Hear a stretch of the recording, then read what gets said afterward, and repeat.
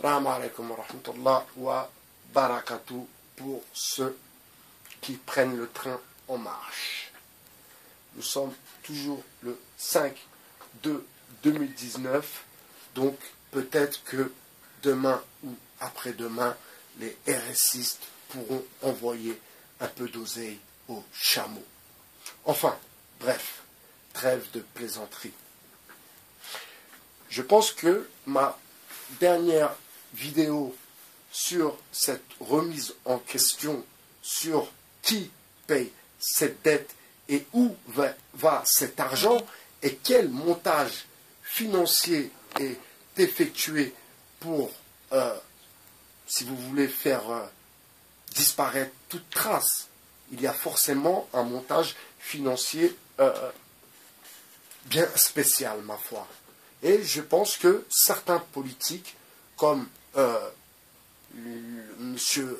Philippe de Villiers ou comme Jean-Marie Le Pen, ont souvent appuyé sur ces questions, ma foi, un peu troubles. Donc, M. Forisson, lui, n'était pas dans l'attaque directe, si vous voulez, du côté financier de l'histoire. Lui, il était surtout sur le côté pratique de cette histoire. Mais cette histoire doit vraiment tous nous interroger. Parce que, dans le fond, si depuis toute cette histoire est une carambouille, c'est vraiment tous les Français, c'est vraiment le monde entier qu'on traîne dans la boue. Vous comprenez?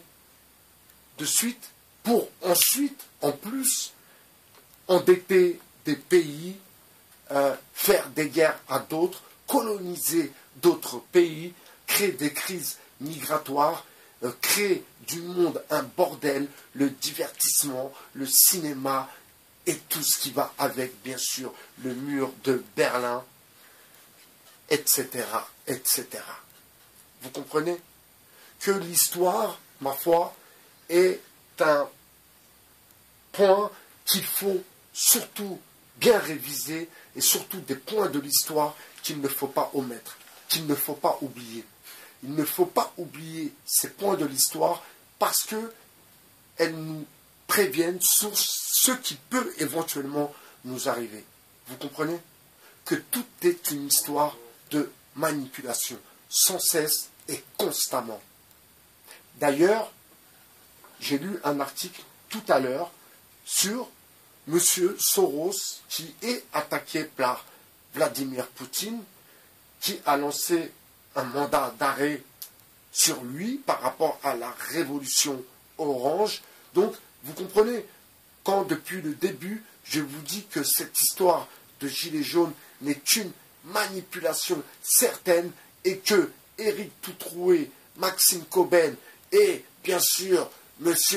Solo sont tous dans une combine évidente, ainsi que bien sûr le soumis qui se fait appeler l'insoumis, mais qui est totalement soumis au système. Ok? Que les choses soient claires. Je veux bien partager avec vous ces moments de réflexion, mais je vous demande aussi à vous de colporter, si vous voulez, mes déductions, mes réflexions, pour que, ensemble, enfin, nous essayons de construire une sorte de cohésion et que nos idées s'échangent et que nos idées se discutent. Et par la suite, quand on commencera à organiser ces lives, au moins vous comprendrez que ce n'est pas des sujets bidons que je vais aborder lors de ce live. Lors de ce live, je compte aborder des sujets très importants. C'est pour ça que tout le monde, bien sûr, ne pourra pas y participer, ça c'est clair, et tout le monde n'aura pas le droit à la parole aussi. Maintenant, comme je vous ai dit, je ne suis pas dans la quantité, cela m'est égal. Je préfère avoir 10 personnes avec moi qu'avoir 10 000 personnes, mais pouvoir compter sur personne. Vous comprenez? Donc, ces lives auront toute leur importance, j'en suis persuadé, parce que je ne suis pas un rigolo. Donc, la vidéo sur cette dette et sur comment s'effectue ce montage financier, c'est une question que je vous invite à discuter entre vous et aussi à faire des recherches, parce que c'est aussi ça, l'intelligence, c'est de partager, et ma foi, de partager sur ces recherches qui feront de vous des chercheurs de vérité. C'était By BHR, votre philosophe. Il est 23h moins le quart dans l'autocar. A plus sur Canal+. Ciao.